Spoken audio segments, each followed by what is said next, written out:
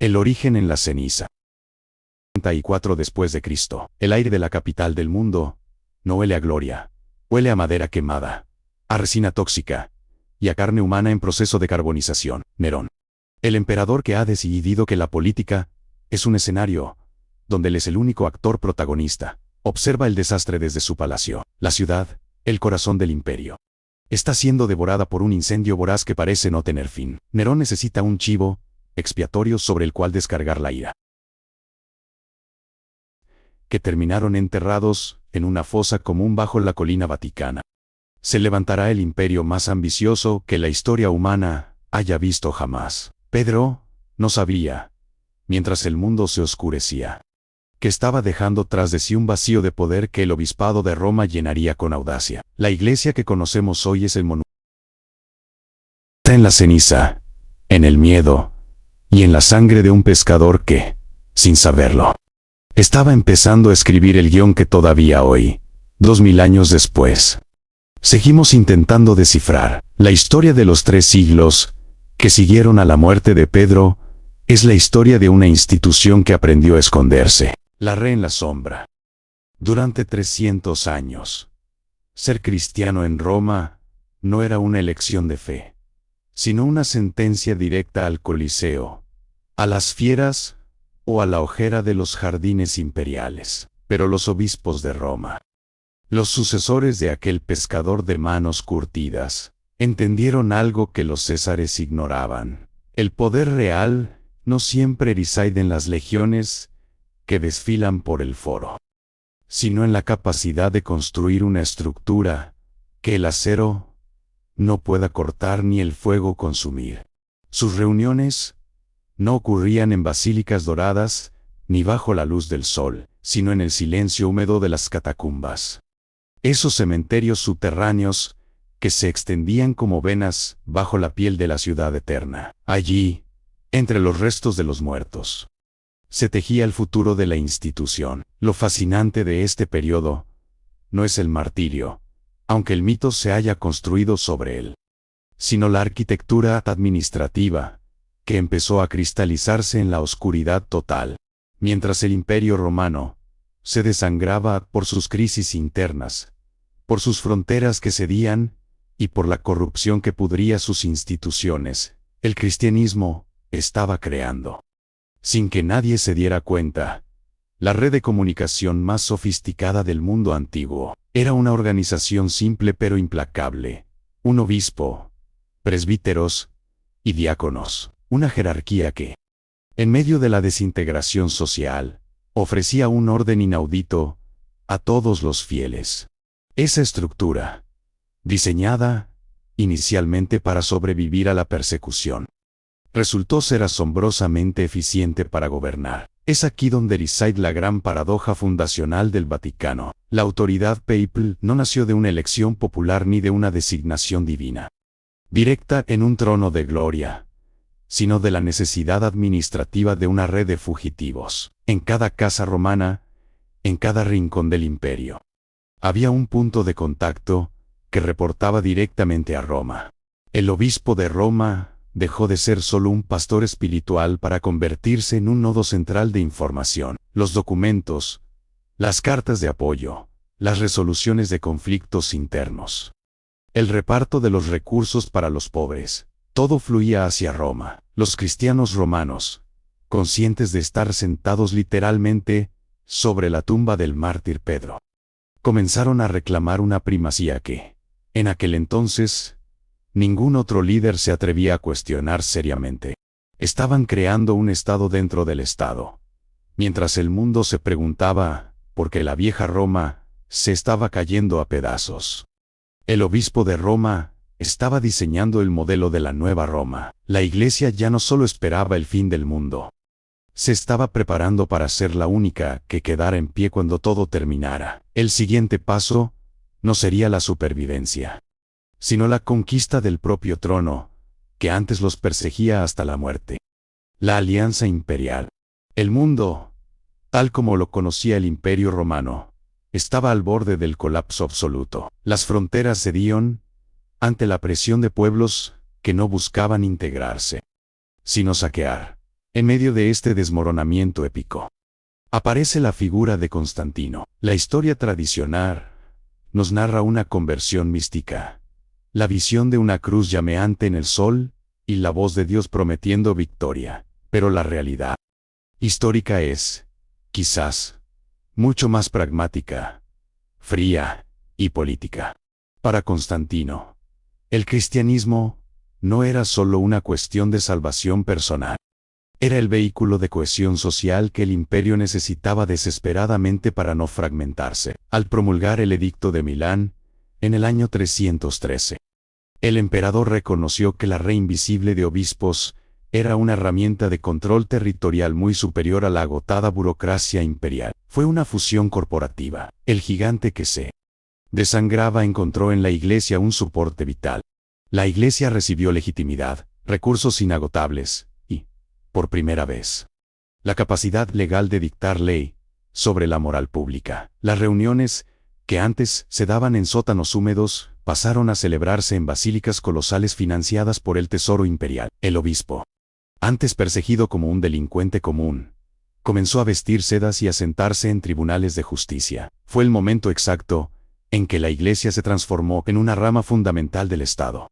El lenguaje del derecho romano, la ley, la jerarquía estricta, la propiedad privada, comenzó a impregnar la teología cristiana para siempre. Cristo, el humilde carpintero ejecutado por el sistema, se convertía ahora en el Pantocrátor, el juez soberano, que legitimaba desde los cielos el poder de los césares en la tierra. Esta transformación fue un éxito de supervivencia sin precedentes, pero también el origen de la primera gran grieta moral del futuro Vaticano.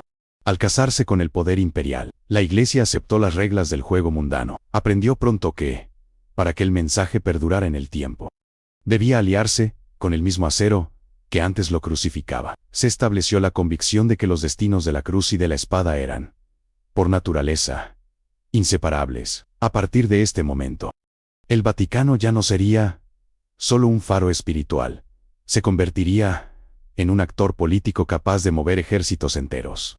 La Iglesia aprendió a decidir fronteras y dictar sentencias de muerte, nombre de una verdad que decía ser de otro mundo. Ya no era un grupo de fugitivos perseguidos. Ahora era el corazón mismo del sistema romano. Constantino les dio la llave del imperio, y la Iglesia, a cambio, le dio al César una divinidad que ningún otro dios pagano podía ofrecerle ya. El pacto estaba sellado. La eternidad del alma ahora dependía de la estabilidad política del trono de Roma. El heredero de las ruinas. El siglo V es, sin lugar a dudas, el momento más aterrador y definitorio para el Vaticano. La idea del mundo eterno bajo el mando de los césares se estaba disolviendo en un mar de sangre y confusión total. Las tribus bárbaras, los vándalos, los godos, los hunos, no estaban allí para conquistar el sistema romano. Estaban allí para devorarlo por completo. Cada ciudad caída era un recordatorio de que las murallas de Roma ya no eran ninguna garantía de seguridad. El hambre, la peste y el miedo absoluto eran los únicos gobernantes reales de un territorio que cada día se hacía más pequeño y oscuro. En el año 476, cuando el último emperador de Occidente, un niño llamado Rómulo Augustulo, fue depuesto por un líder bárbaro, el mundo antiguo contuvo la respiración. Las legiones habían desaparecido, los acueductos, las rutas comerciales y la burocracia que mantenía la paz estaban cortados. ¿Quién quedaba para hablar por el orden? Nadie quedaba, excepto el obispo de Roma. La historia nos cuenta que, cuando los ejércitos bárbaros se acercaban a las puertas de la ciudad eterna con sed de sangre, fueron los papas, como León I, quienes salieron a su encuentro para negociar en solitario. No era solo diplomacia religiosa. Era la supervivencia misma de la civilización occidental. El Papa se encontró en una posición única. El imperio se había desvanecido, pero la Iglesia era la única, con red de mando. Lo que ocurrió en las décadas siguientes fue una transferencia de poder casi silenciosa y orgánica. La Iglesia no tomó Roma por la fuerza de las armas. Roma simplemente se vació de sus antiguos gobernantes, y el obispo de Roma ocupó por defecto, el asiento vacío del César, el palacio del Laterano, la antigua sede imperial, se convirtió en el centro de un nuevo tipo de imperio. Fue el inicio real de lo que los historiadores llamarían los estados pontificios. El Papa ya no solo gestionaba el culto o la fe, gestionaba ahora la propiedad de la tierra, la recaudación de impuestos y la defensa militar de las ciudades. El Vaticano estaba absorbiendo activamente la memoria del Imperio Romano, el latín, la idea de una capital centralizada y la jerarquía de los magistrados. El Papa se vistió definitivamente con la púrpura imperial. El pescador de Galilea, a través de sus sucesores, se estaba convirtiendo en un monarca terrestre. Pero esta herencia venía con un precio altísimo.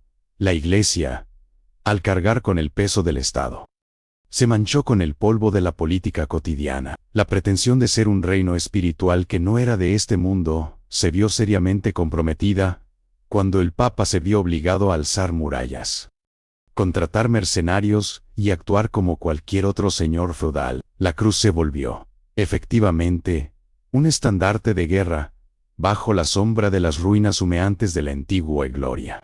El fraude y llega la corona. Para el siglo VIII, la transformación del Vaticano estaba completa. Ya no era solo una institución religiosa, se había convertido en un Estado soberano con fronteras, una economía propia y una red diplomática que se extendía desde las Islas Británicas hasta las costas de Bizancio. El Papa, sentado en la silla de Pedro, comenzó a emitir bulas y decretos que no solo trataban sobre la salvación del alma, sino sobre la legitimidad de los reyes y el reparto de tierras. Fue en este momento cuando nació la donación de Constantino, un documento falsificado que cambiaría la historia de Europa durante siglos. En él, supuestamente, el primer emperador cristiano le entregaba al Papa el dominio sobre toda la parte occidental del Imperio Romano, aunque hoy sabemos que fue un fraude meticuloso.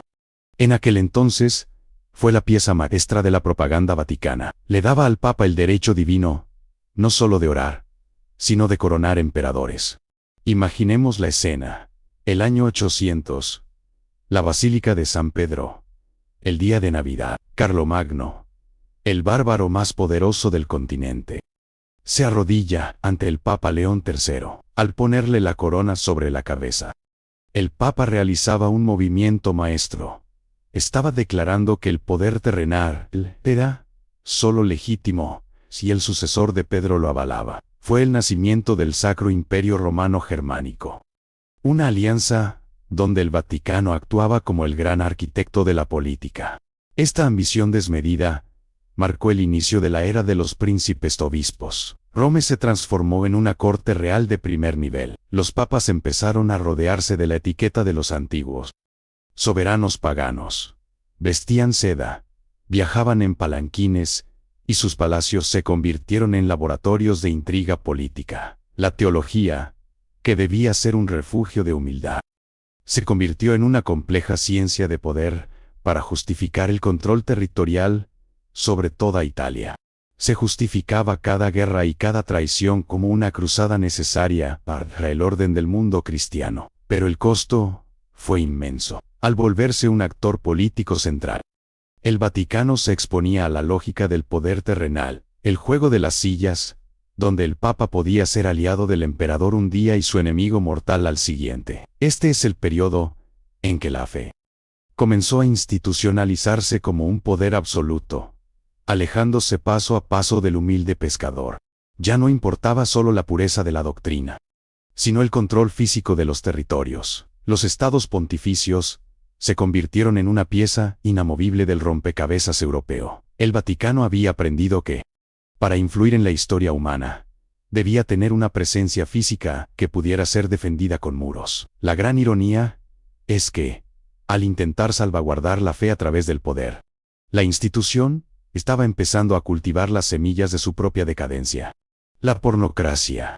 Si el siglo VIII fue el nacimiento de la grandeza, el 10 fue la caída en el abismo. Los historiadores llaman a este periodo la pornocracia. No es un término sensacionalista, sino una descripción técnica de cómo Roma se convirtió en el patio de juegos de una aristocracia depredadora. El trono de Pedro dejó de ser un símbolo de santidad para transformarse en moneda de cambio. ¿Quién controlaba al Papa? Controlaba el oro de Europa y el destino de todas las coronas. En este escenario, el Papa quedó reducido a una marioneta de carne y hueso. Mujeres poderosas como Teodora y su hija Marosia se convirtieron en las verdaderas soberanas de la Iglesia. Marosia, por ejemplo, fue conocida por su capacidad para elevar a sus amantes, a sus hijos y a sus nietos al papado de forma sucesiva. Roma se volvió un nido de intrigas, donde los envenenamientos eran el método estándar de sucesión, olvidando por completo cualquier misión espiritual. No se trataba de teología, ni de la salvación de las almas. Se trataba de quién controlaba los ingresos de las tierras papales y qué facción de la nobleza romana se sentaba en el palacio para dictar sus leyes. Lo más trágico de esta época fue la total desvinculación entre el cargo y la función. Tuvimos papas adolescentes, papas analfabetos y papas que apenas duraban unos meses antes de ser estrangulados en las mazmorras del castillo de Santa Nelo por sus propios rivales. La noción de una autoridad apostólica se desmoronó bajo el peso de la corrupción más absoluta. La Iglesia, que se había erigido como el faro moral de Occidente, se apagó. Los obispos de Francia y Alemania, al mirar hacia Roma, no veían un sucesor de Pedro. Veían una ciudad decadente gobernada por mercenarios y cortesanas de alto rango. Fue el momento en que la institución estuvo más cerca de desaparecer por completo debido a su propia podredumbre interna y moral. ¿Cómo sobrevivió la Iglesia a tal desastre? La respuesta es cruda: la inercia del sistema. El Vaticano había creado una burocracia, un conjunto de ritos y una red de propiedades tan extensa que, incluso cuando la cabeza estaba podrida, el cuerpo seguía funcionando por pura necesidad. El cristianismo se había vuelto tan indispensable para la administración de Europa que, aunque el Papa fuera un criminal, los reyes seguían necesitando la legitimidad que ese cargo otorgaba. Es una lección sombría sobre el poder institucional. Las estructuras pueden sobrevivir a sus líderes, incluso cuando esos líderes son la antítesis de lo que representan. La pornocracia no destruyó a la Iglesia, la obligó a endurecer su caparazón, preparándola para las luchas de poder aún más grandes que vendrían con el nuevo milenio. Pero antes de la Reforma, Roma tendría que presenciar el acto más dantesco de su historia, un juicio contra un hombre ya muerto. El concilio cadavérico y el cisma. En el año 897, el odio político superó cualquier ficción. El Papa Esteban VI ordenó exhumar el cuerpo de su antecesor, el Papa Formoso, que llevaba meses enterrado, fue sacado de su tumba, vestido con sus ropas pontificias, y sentado en un trono, dentro de la Basílica de San Pedro, para ser juzgado. Fue el llamado concilio cadavérico, un papa en plena descomposición, con una mandíbula rígida y ojos vacíos, presidiendo un tribunal, ante la mirada de los vivos. Se le asignó un abogado, un joven diácono que, temblando, debía responder a las acusaciones en nombre del difunto. Formoso fue declarado culpable de crímenes contra la Iglesia. Despojado de sus vestiduras y sus 3 dedos usados para bendecir fueron cortados. Su cuerpo fue arrastrado por las calles de Roma y arrojado al río Tíber. Este evento no fue solo un acto de demencia, fue el símbolo de una institución había perdido cualquier conexión con la ética humana. Mientras el papado se consumía en venganzas de sangre, la Iglesia comenzó a romperse externamente. La tensión con Constantinopla, la otra gran capital del cristianismo, llegó a un punto de no retorno. Durante siglos, las diferencias sobre la autoridad del Papa y el uso del latín frente al griego habían creado una fractura invisible pero profunda. Los patriarcas de Oriente no estaban dispuestos a someterse a la monarquía absoluta que Roma intentaba imponer al mundo.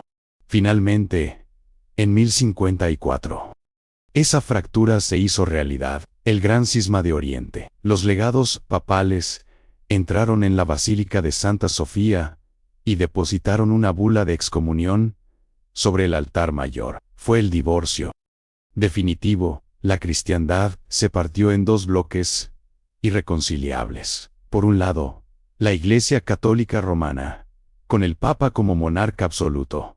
Por otro, la Iglesia Ortodoxa. El Vaticano perdió la riqueza y el conocimiento de las tierras bañadas por el Bósforo, al intentar consolidar su autoridad absoluta.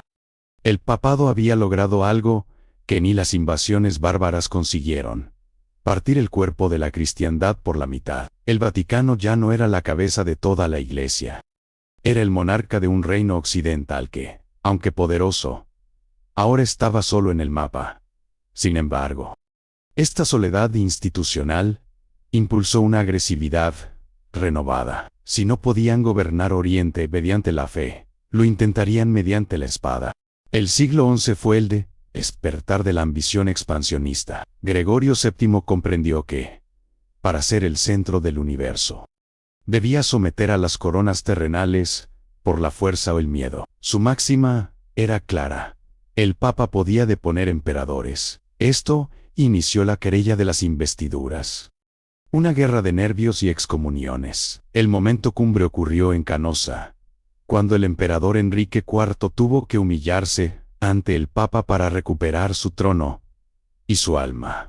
Las cruzadas y la Guerra Santa. El Vaticano no se detuvo en el control de las coronas europeas. Miró hacia afuera, hacia las tierras que consideraba suyas por derecho divino. A finales del siglo XI, la diplomacia dio paso a la fuerza bruta. Las cruzadas. El Papa Urbano II lanzó el grito de guerra: Dios lo quiere. La cruzada fue la herramienta definitiva para exportar su autoridad. No era solo una peregrinación para recuperar Jerusalén. Era la forma de demostrar que Roma mandaba sobre todos. La Iglesia se convirtió en el gran gestor de la Guerra Santa. El Vaticano empezó a canalizar la violencia de los caballeros feudales hacia un objetivo externo. Al hacerlo, el Papa se consolidó como el comandante en jefe de una fuerza transnacional sin precedentes.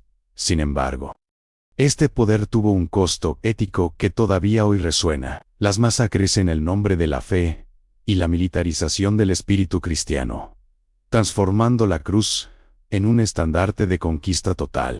El Vaticano descubrió que la guerra era una excelente manera de unificar a sus súbditos y de expandir su influencia económica. A partir de aquí, el Papa ya no era solo un monarca en Roma.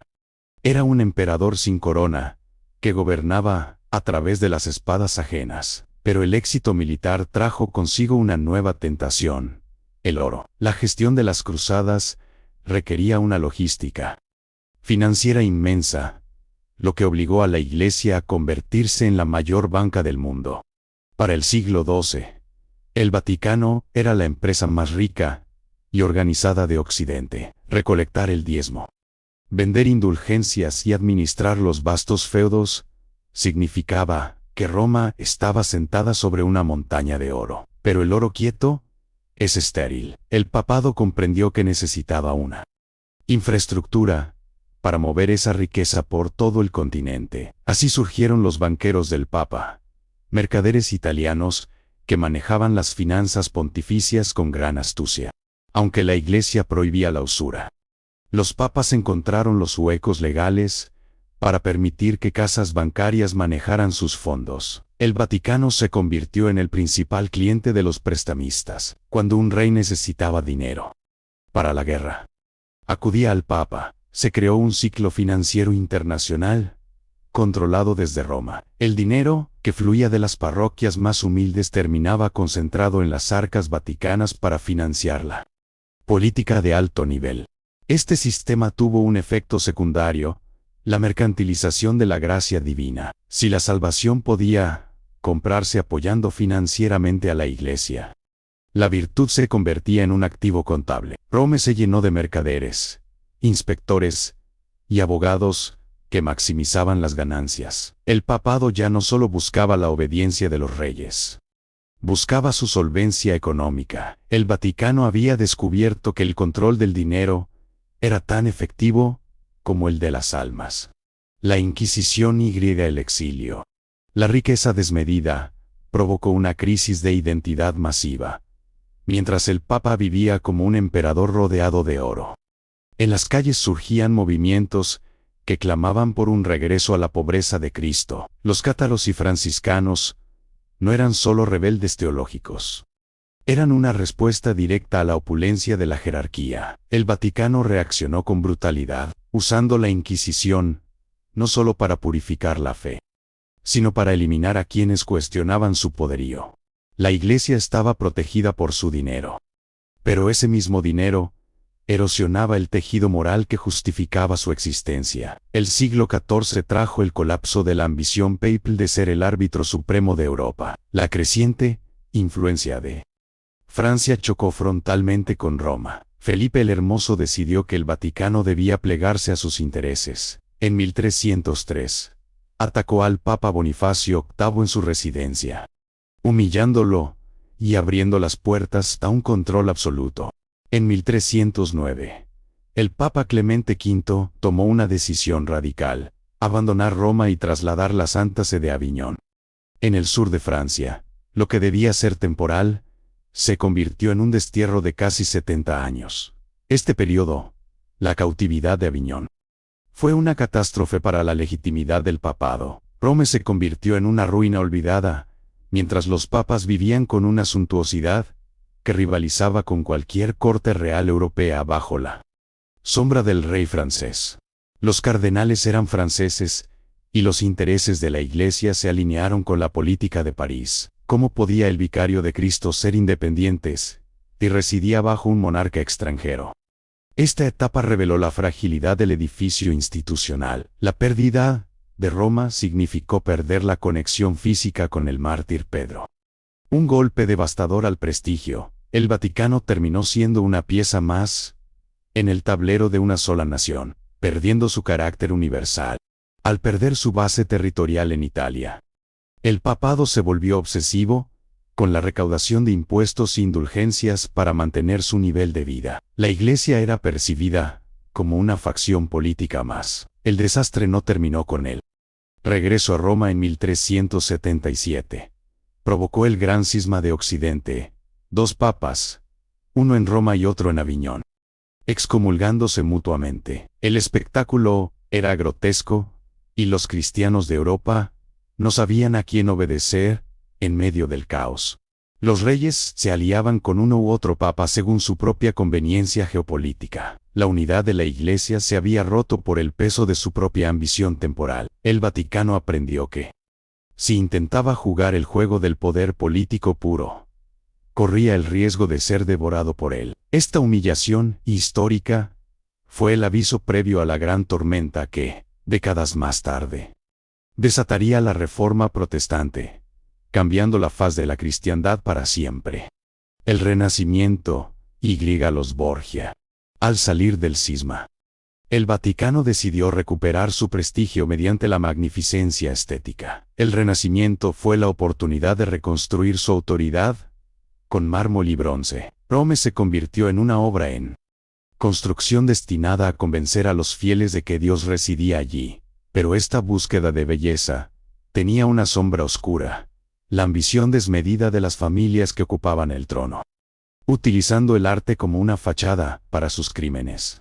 En este contexto de opulencia, emergía el nombre sinónimo de maldad política: los Borgia. Rodrigo Borgia, Alejandro VI, fue el epítome de esta era. Bajo su mando, el Vaticano fue una corte real italiana, al estilo de los Medici. Las misas eran pompa teatral, y los banquetes celebraciones de poder. Alejandro VI no buscaba santidad, sino una dinastía. Sus hijos, César y Lucrecia, fueron los ejecutores de esta ambición, usando el veneno para expandir el dominio familiar.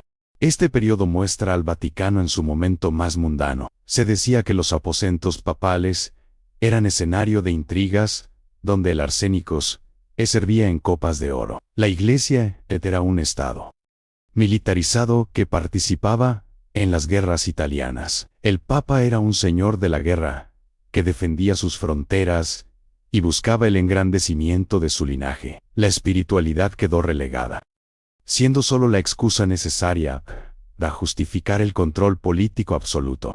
Sin embargo, esta fue también la era del arte sublime. Miguel Ángel y Rafael trabajaban bajo el mecenazgo de estos papas, capturando lo divino. Es la paradoja del Renacimiento. Los hombres más corruptos dejaron el legado artístico más elevado. El Vaticano creaba el teatro del cielo para desviar la mirada de su corrupción, pero este esfuerzo por deslumbrar tenía un límite, y el norte de Europa empezaba a cuestionar el lujo extremo frente a la pobreza de Cristo. La venta masiva de indulgencias para financiar la Basílica de San Pedro fue la gota que colmó el vaso. El brillo del Renacimiento ocultaba grietas que pronto harían estallar la unidad de la Iglesia. La belleza ya no podía cubrir el vacío moral. El papado se había convertido en una monarquía absoluta más preocupada por el mecenazgo y el poder territorial. El Evangelio, la tormenta perfecta, se estaba formando en Alemania, liderada por un monje indignado. Llegamos a la mitad de nuestra historia. El Vaticano ha pasado de ser una red de fugitivos a un imperio que rivaliza con los césares. Ha sobrevivido a bárbaros, cismas y su propia depravación, pero ahora se enfrenta a un desafío que no puede ser derrotado con ejércitos ni comprado con oro. Una idea: el fin de la hegemonía medieval está cerca, y el trono de las sombras tendrá que luchar por su existencia en un mundo que empieza a despertar de su largo letargo. La reforma y la fractura. En 1517, Martín Lutero clavó sus 95 tesis en Wittenberg. Lo que empezó como un debate sobre las indulgencias se transformó en un sismo que fracturó la cristiandad. El Papa León X subestimó al monje, llamándolo una riña de frailes. Fue un error de cálculo histórico. Lutero no solo cuestionaba el dinero, cuestionaba la necesidad del Vaticano como mediador entre Dios y el hombre. Su mensaje eliminaba la razón de ser de toda la jerarquía eclesiástica romana. El arma de Lutero no fue la teología, sino la imprenta. Por primera vez, una crítica al sistema no podía ser silenciada. Los panfletos se multiplicaron, llegando a cada rincón de Europa. El Vaticano perdió el monopolio de la verdad. Rome respondió con la Contrarreforma, una respuesta severa para reconquistar terreno. Se fundaron órdenes como los jesuitas y se intensificó la Inquisición. Rome se volvió una fortaleza defensiva, admitiendo que el mundo ya no le pertenecía. Reinos enteros: Inglaterra, Alemania, los países nórdicos, rompieron con Roma para liberarse de su yugo tributario. La Iglesia ya no dictaba el destino de los reyes. Se inició una era de guerras religiosas sangrientas. La hegemonía medieval se hizo añicos, dejando un mapa dividido por fronteras que marcarían la historia. El Vaticano tuvo que aceptar que ahora era el líder de un partido religioso que debía competir en un mercado de ideas fragmentado, hostil. Tras el trauma de Lutero, el Vaticano se volvió hermético. El siglo XVII trajo un nuevo desafío: la razón científica. Cuando Galileo confirmó que la Tierra no era el centro del universo, desafió el andamiaje intelectual de la Iglesia. Si la jerarquía se equivocaba en astronomía, podía ser infalible en moral. La respuesta fue el terror. En 1633, Galileo fue obligado a jurar ante la Inquisición. Aquella condena fue una herida de muerte para el prestigio papal, mientras la ciencia creaba herramientas para transformar el mundo. El Vaticano se encerró en el dogma, se posicionó como el freno de la modernidad. Esta brecha se convertiría en un abismo entre el clero y el mundo secular. La Iglesia perdió a las mentes más brillantes, relegándose a un rol de guardián de una moral percibida como obsoleta. El papado se convirtió en el símbolo de un pasado que se resistía a morir frente a la experimentación y la duda metódica. El siglo XVIII trajo la Ilustración y la Revolución Francesa. El concepto de derecho divino se desmoronó. Napoleón Bonaparte trató al Papa como un accesorio político, secuestrando a Pío VII. El mensaje era claro: la política moderna no necesitaba a Dios para para validar el poder. El Vaticano se convirtió en una reliquia política, luchando por retener sus tierras. Pero en 1870, las tropas italianas tomaron Roma, poniendo fin a un milenio de poder temporal del Papa. El Papa prisionero, el siglo XX. El Papa Pío X se encerró en los muros del Vaticano, declarándose prisionero. Paradójicamente, perder el poder terrenal fue una bendición, al dejar de ser un estado territorial. El papado se reinventó como una entidad global y moral, pero esto también consolidó el ultramontanismo, otorgando al Papa una autoridad interna sin precedentes. El Vaticano aprendió a manejar un poder diplomático enorme en las sombras, navegando acuerdos con regímenes de todo tipo. En 1929, los pactos de Letrán con Mussolini crearon el micro-estado que conocemos hoy. El precio fue el silencio ante el fascismo. La Iglesia priorizó su existencia institucional sobre la denuncia moral. El silencio de Pío XII durante la Segunda Guerra Mundial sigue siendo una controversia persistente. ¿Fue realismo político o cobardía cómplice? La historia muestra a una institución que a menudo se paraliza ante las crisis éticas por su obsesión con la supervivencia. En la segunda mitad del siglo XX, el Banco Vaticano se volvió sinónimo de escándalos financieros y lavado de dinero. La quiebra del Banco Ambrosiano y la muerte de Roberto Calvi, el banquero de Dios, colgado en Londres, mostraron que la fe había sido desplazada por el cálculo contable. A esto se sumó el caso de Manuela Orlandi, desaparecida en 1983.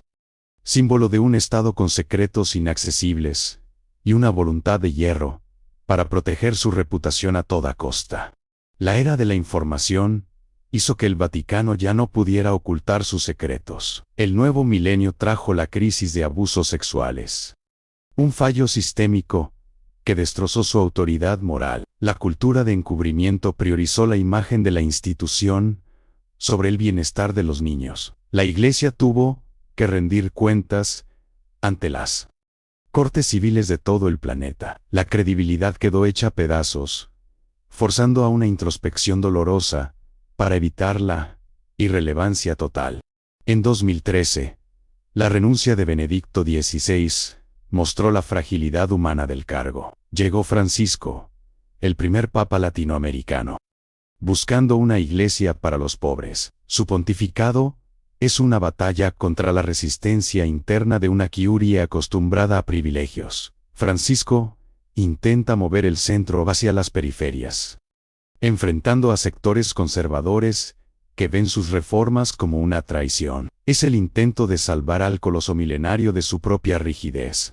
Hoy, el Vaticano es un espejo de nuestra historia. Sombras de corrupción y cimas de belleza. Sobrevivió a imperios y guerras.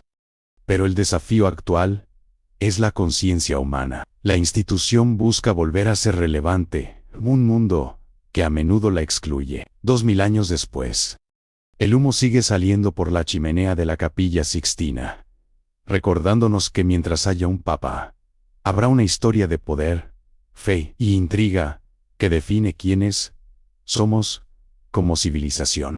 Los ojos de la fe.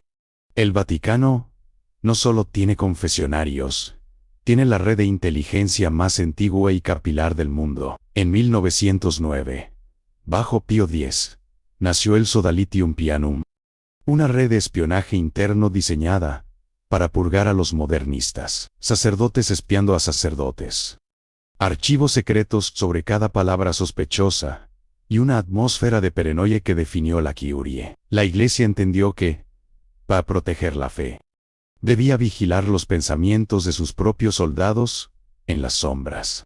Durante las guerras mundiales, la información se convirtió en la moneda más valiosa de Roma. Pío XII manejó una red que operaba en toda Europa ocupada. Los nuncios apostólicos no eran solo diplomáticos. Eran recolectores de inteligencia en las cortes y en los cuarteles. El Vaticano sabía lo que ocurría en los campos de concentración y en los búnkeres mucho antes que muchos gobiernos. Esa neutralidad oficial escondía un tráfico incesante de secretos de altísimo nivel. Nació así el Entita, el servicio secreto del Papa que oficialmente no existe, a diferencia de la CIA o el Mossad. Su fuerza reside en su presencia capilar, cada parroquia, desde una aldea andina hasta una metrópoli asiática. Es una antena, un cura de pueblo, de lo que un satélite no puede detectar. Esta inteligencia humana permite al Vaticano anticipar crisis geopolíticas y movimientos sociales mucho antes de que estos lleguen a los titulares de la prensa internacional. Guerra Fría y pasaportes. En la Guerra Fría, el espionaje vaticano fue decisivo. Juan Pablo II convirtió su oficina en un centro de operaciones para desestabilizar el bloque soviético. La alianza con la CIA para financiar al sindicato Solidaridad en Polonia fue un golpe maestro. Maletas de dinero, transmisores de radio y mensajes cifrados cruzaban las fronteras ocultos en sotanas. El Vaticano no solo rezaba por la caída del comunismo, estaba financiando activamente el martillo que lo golpeaba. Pero el espionaje tiene un lado oscuro. Las ratlines, tras 1945.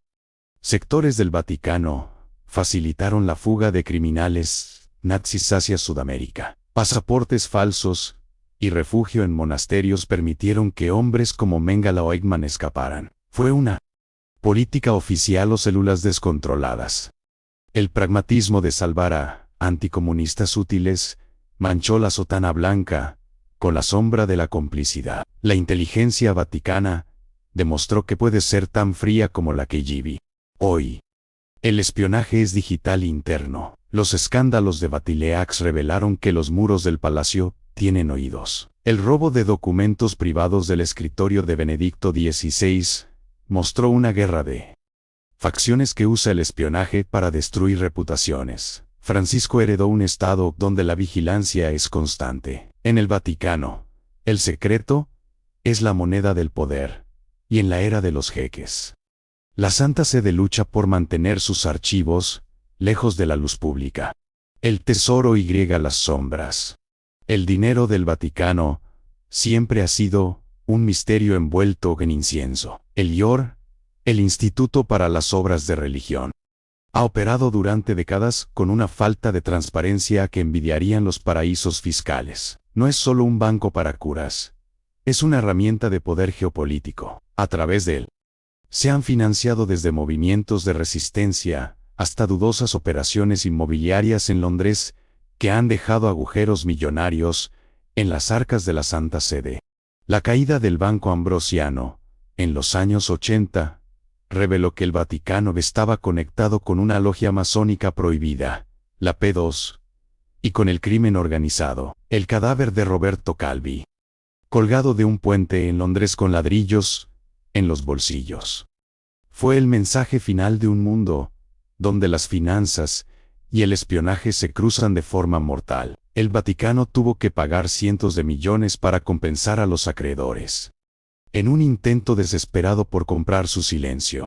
Francisco ha intentado limpiar el banco, pero la resistencia es feroz. El dinero en el Vaticano no solo compra pan para los pobres, compra lealtades en los pasillos de la Curie. Cada auditoría externa se enfrenta a muros de burocracia y secretos centenarios. La lucha por el control del tesoro es, en realidad, la lucha por el control de la Iglesia. Quien maneja las cuentas, maneja la capacidad del Papa para reformar o para hundirse en el inmovilismo tradicionalista. La modernidad, el cierre.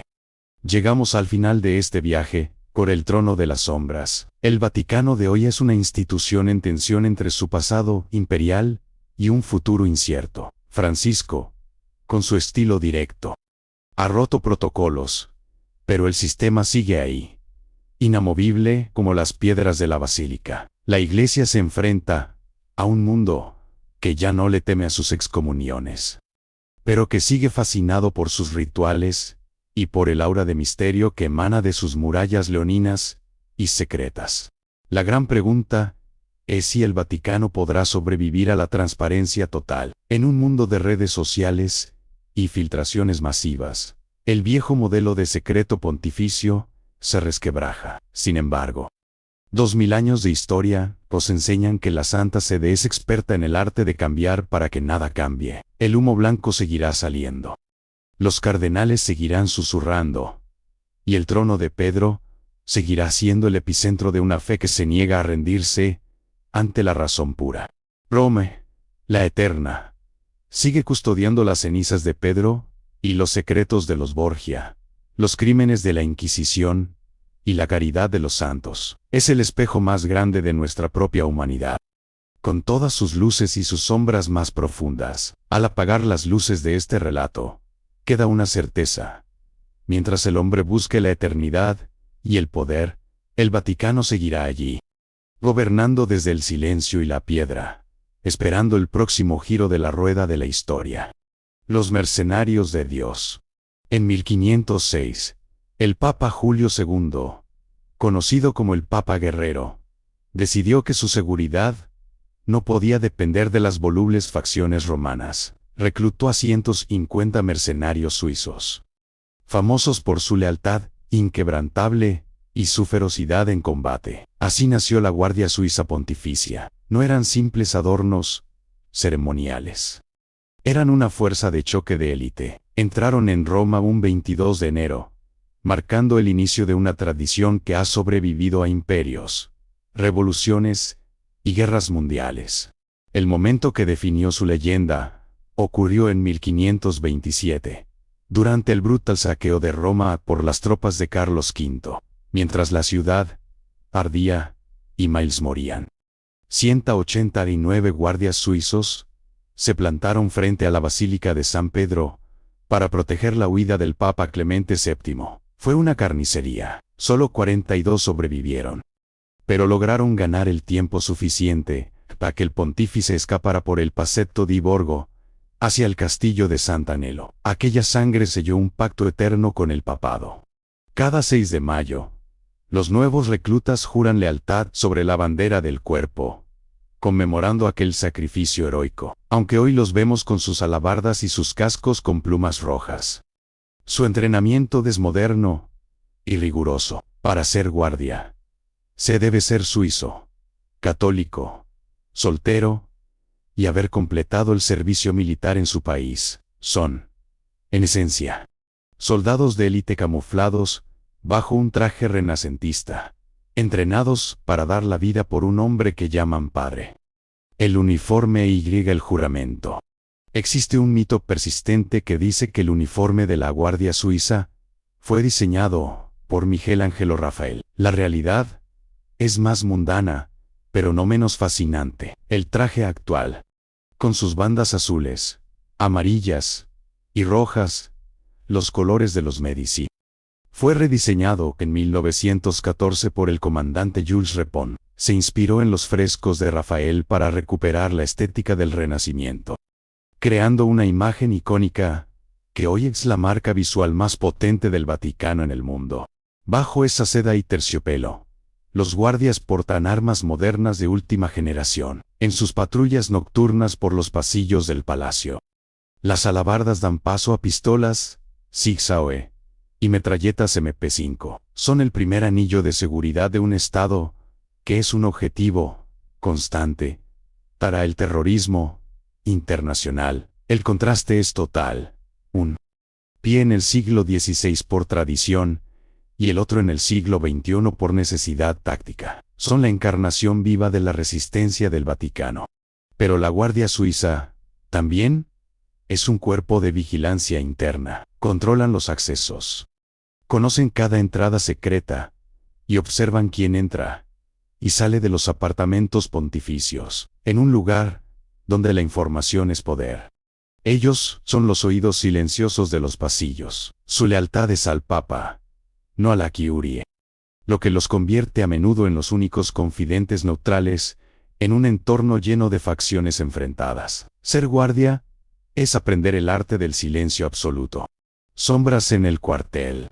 Incluso este cuerpo de élite ha tenido sus noches oscuras. El 4 de mayo de 1998, el Vaticano se despertó con una noticia que sacudió sus cimientos.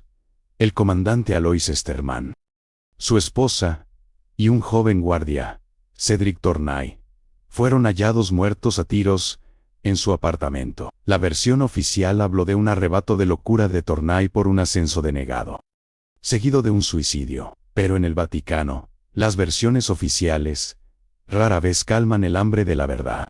Surgieron teorías sobre espionaje, celos, vínculos con la masonería e incluso tramas de la Stasi y alemana. El caso Sterman se convirtió en un recordatorio de que ni siquiera el cuartel más sagrado es inmune a las pasiones humanas o a las intrigas geopolíticas. La tragedia obligó a la Guardia a modernizar su apoyo psicológico y su disciplina interna, dándose cuenta de que el aislamiento de los muros vaticanos puede ser una prisión mental para los jóvenes reclutas suizos. Hoy, la Guardia Suiza se adapta a los nuevos tiempos de Francisco. El Papa ha pedido un cuerpo menos rígido y más cercano a la gente. Pero la seguridad no permite relajarse. En un mundo de amenazas cibernéticas y drones, la Guardia Suiza colabora estrechamente con la Gendarmería Vaticana y la inteligencia italiana. Siguen siendo 135 hombres defendiendo un territorio diminuto, pero cargando sobre sus hombros el peso de 5 siglos de historia y el secreto de las sombras, el epílogo de la eternidad. Hemos recorrido una hora de historia. Desde la sangre de Pedro hasta las reformas de Francisco, el Vaticano ha demostrado ser la institución más resiliente de la humanidad. Ha sobrevivido a su propia corrupción, a las guerras totales y a la pérdida de su poder territorial. No es solo un Estado, es una idea de permanencia, un mundo donde todo es efímero. El trono de las sombras sigue ahí, no porque sea perfecto, sino porque ha entendido mejor que nadie cómo mutar.